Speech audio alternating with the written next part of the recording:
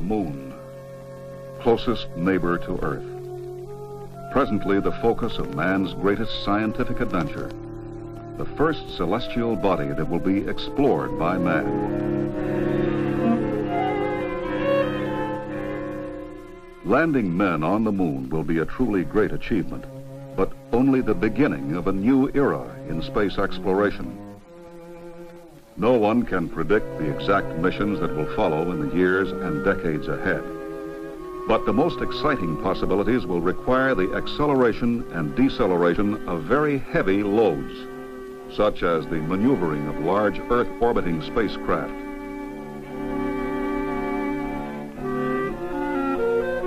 The transportation of large amounts of equipment and supplies to the lunar surface, and the sending of heavy spacecraft to the planets. Today's missions are being accomplished with rockets that burn chemical fuels. But chemical fuels are heavy, and the cost of putting each pound into Earth orbit is very high. Nuclear rockets, when perfected, can provide the same propulsion energy with less overall weight. They will expand our ability to explore space. This is the story.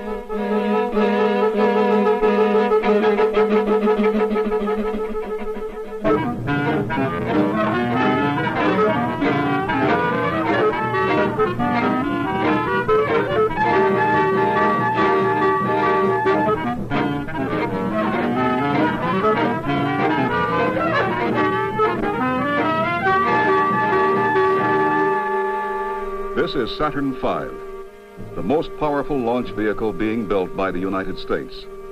A three-stage rocket that will place the Apollo spacecraft in the vicinity of the moon.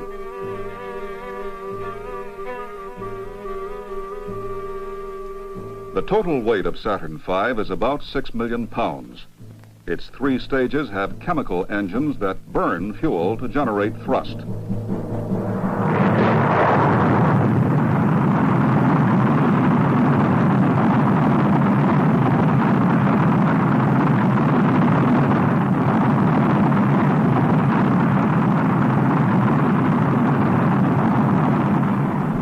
The first and second stages provide most of the energy needed to put the third stage and the payload, about 250,000 pounds, into Earth orbit. At present, only chemical rockets can provide the high thrust needed to do this job.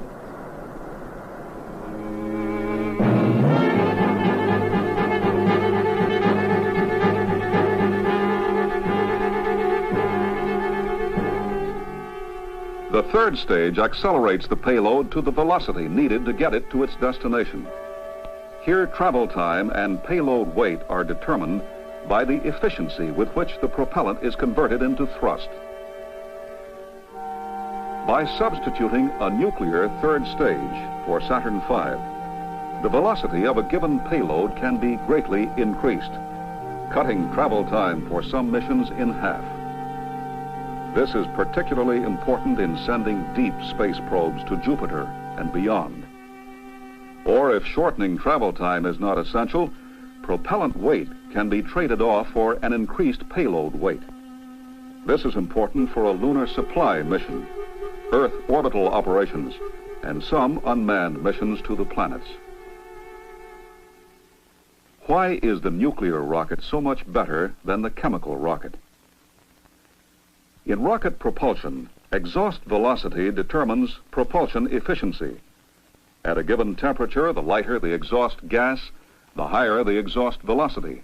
And the higher the exhaust velocity, the more thrust is generated for each pound of propellant consumed per second. The nuclear rocket merely heats hydrogen, the lightest element of all, and expels it at tremendous velocity. Chemical rockets burn fuel to produce exhaust gases that contain heavier elements.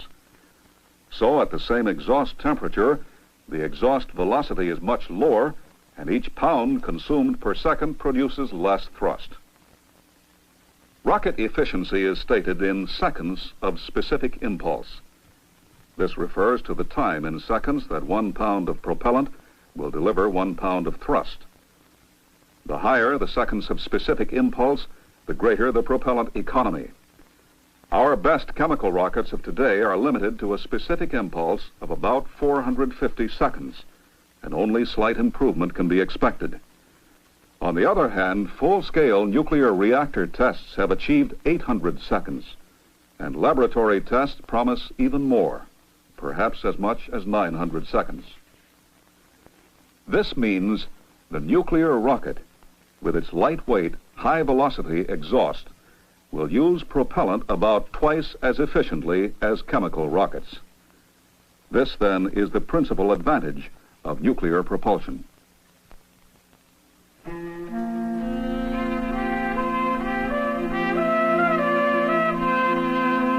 It was at the AEC's Los Alamos Scientific Laboratory, high in the mountains of New Mexico, that the first steps were taken. Here, in the mid-1950s, scientists set about to determine if nuclear energy really could be used to provide rocket propulsion. Theoretical studies and early experimental work revealed many problems that would have to be solved. Problems in reactor design, material, radiation, structures, control, to name but a few. The nuclear rocket was found to be feasible. A series of experimental reactors was planned to convert theory into workable hardware. Optimum reactor designs were worked out by analysis. Prototypes were built. A comprehensive test program was started. These reactors, called Kiwi, were to be used to prove out design and operational concepts. They would be built only for ground testing.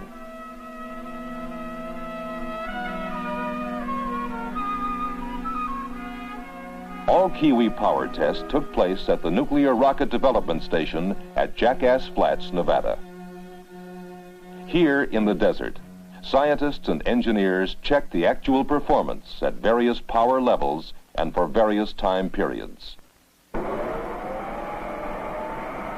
Each experimental Kiwi reactor was received in sections, assembled and checked out in a special reactor maintenance, assembly, and disassembly building called simply RMAD. When the reactor was ready for testing, it was placed nozzle up on a special rail car and delivered to the test stand a mile or so away. This car could be controlled from a remote station. Liquid hydrogen from nearby storage tanks was pumped through the reactor. First tests were begun in 1959 and were run to the 100 megawatt level, about 1/10 of Kiwi's ultimate goal of 1,000 megawatts. Later tests, beginning in 1962, operated at the full 1,000 megawatts. Films of these early tests show the flaming torch on the test stand that burns off the hydrogen exhaust gas and prevents an explosion hazard to the test facilities. Upon completion of these tests, each reactor, by then radioactive, was transported by remote control back to the RMAD building for disassembly and inspection. Here, men working behind shielded walls used remote-controlled manipulators to remove the components for careful checking and analysis. Each test firing added information that helped scientists evaluate the reactor's performance and enabled them to make adjustments and corrections before the next reactor was assembled. But not all tests showed perfect performance. In this one, for example, the flashing in the exhaust gas indicated a structural breakup caused by excessive vibration. Extensive redesign and testing were needed to correct the flaw.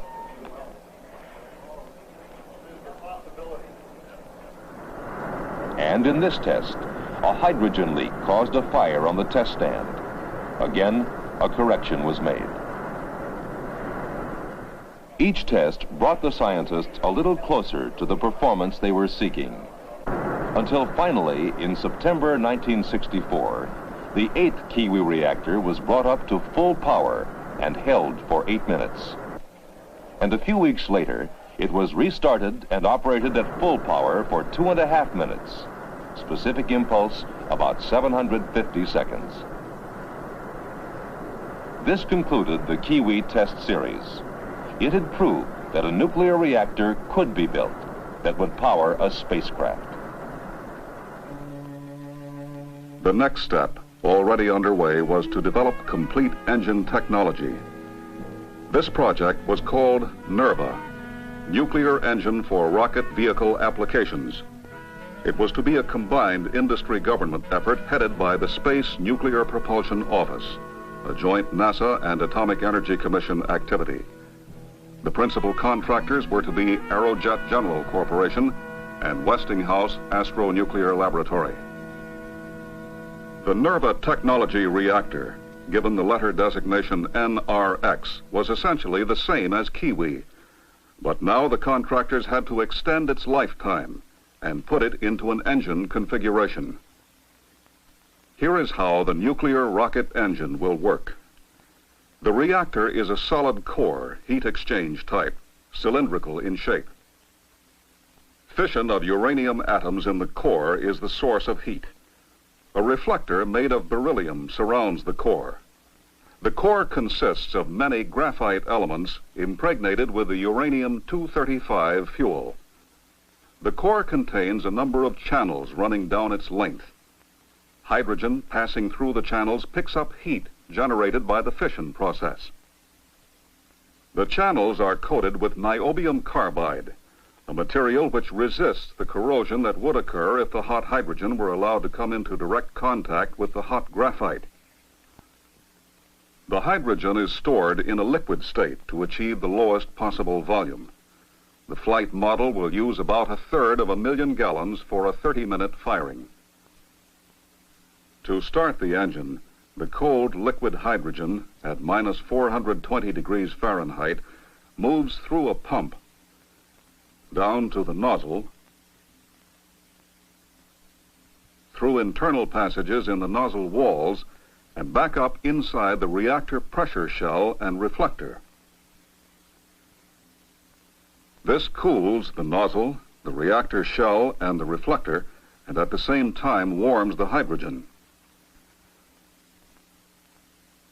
The hydrogen then passes through the hot fuel elements where it is heated to about 4,000 degrees Fahrenheit.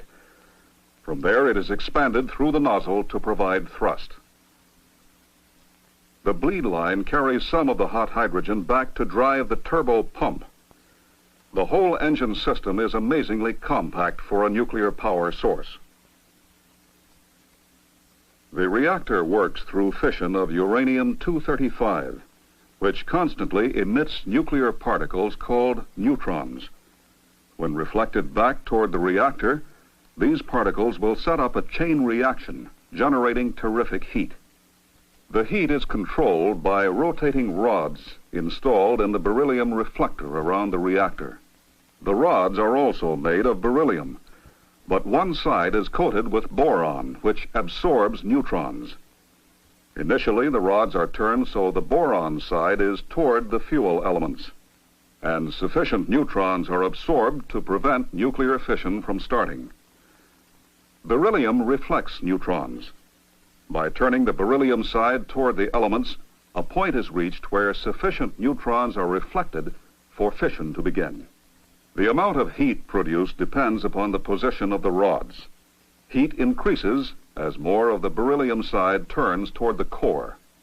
When the desired rate of heat production is reached, the rods are turned back to stabilize it. Heat decreases as the rods are turned back. When the boron side absorbs enough neutrons to halt the fission process, heat is no longer generated. These rods can be operated by remote control.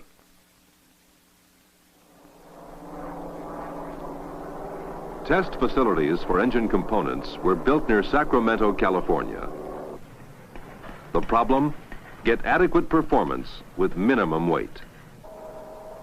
The pump must move huge quantities of liquid hydrogen under pressure at minus 420 degrees Fahrenheit, while the hydrogen-cooled nozzle must expand high-pressure gaseous hydrogen at 4,000 degrees to low pressure.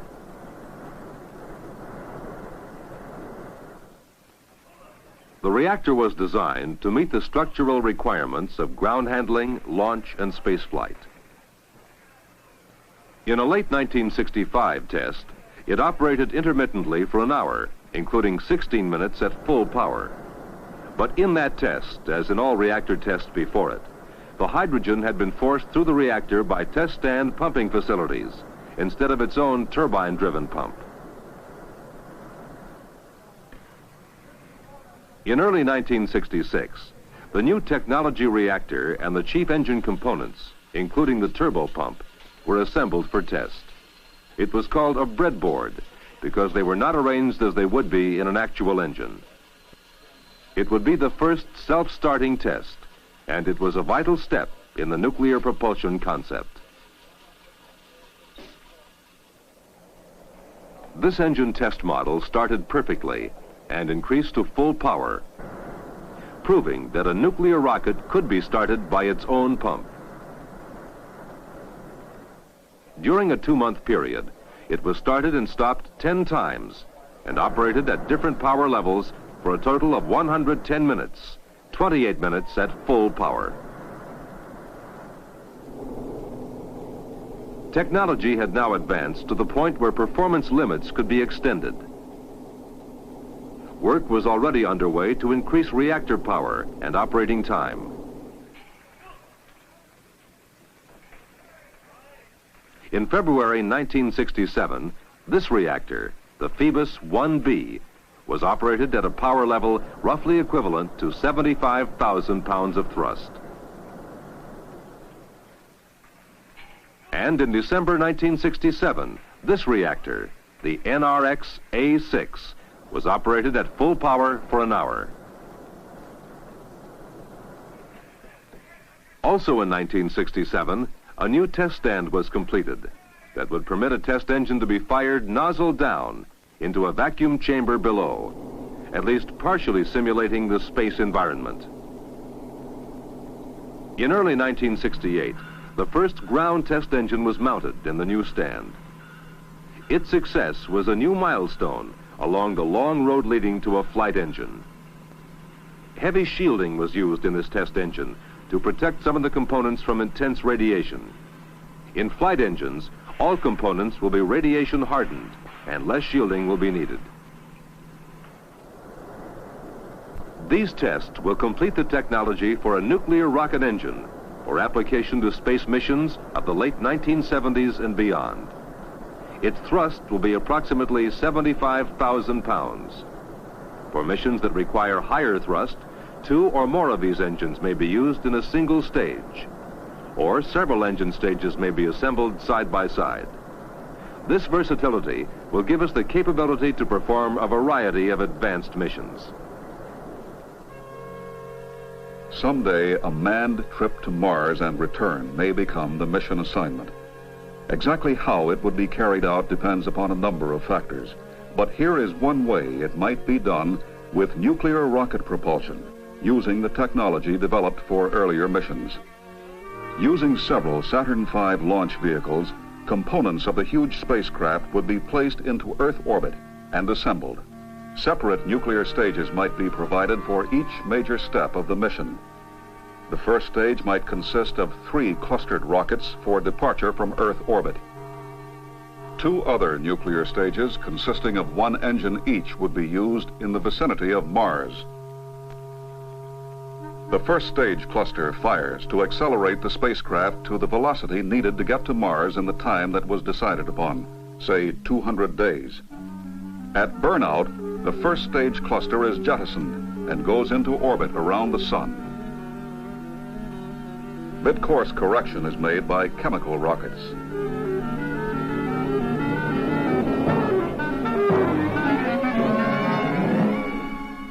About 200 days later, the space vehicle approaches Mars. There it is slowed down by a single nuclear rocket and enters an orbit around the planet. The used second stage is put into a higher Mars orbit than the space vehicle.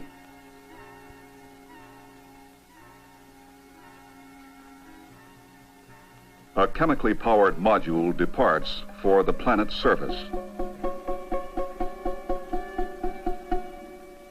For the first time, men from Earth will set foot on another planet.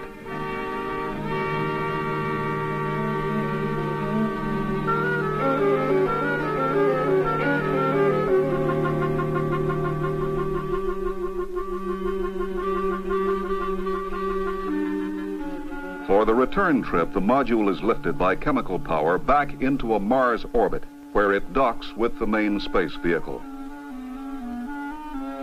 The men transfer to the main craft and jettison the module, leaving it in an orbit around Mars. A third nuclear rocket accelerates the vehicle for the return trip.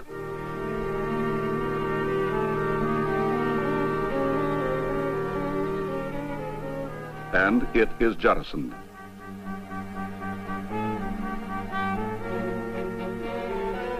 Again, mid-course correction is made chemically.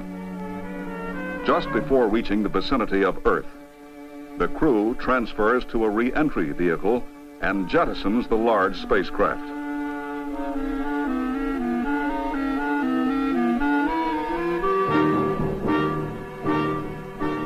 Chemical rockets slow down the vehicle to re-entry speed, and they are jettisoned.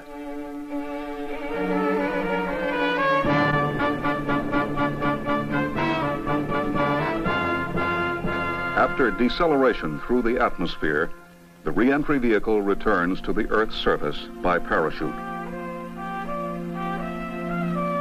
A trip to Mars and back, for centuries a dream of earthbound men, is now much closer to reality. Of course, there are many, many other problems to be solved before such advanced space missions can be attempted. Life support systems for extended space journeys, more accurate space navigation, communication systems, power supplies, and so forth.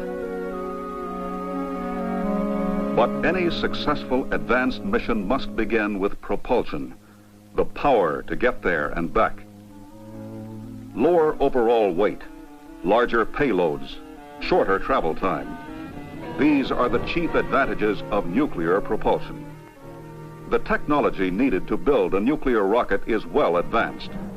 It will be available when this nation determines its next great objective in space.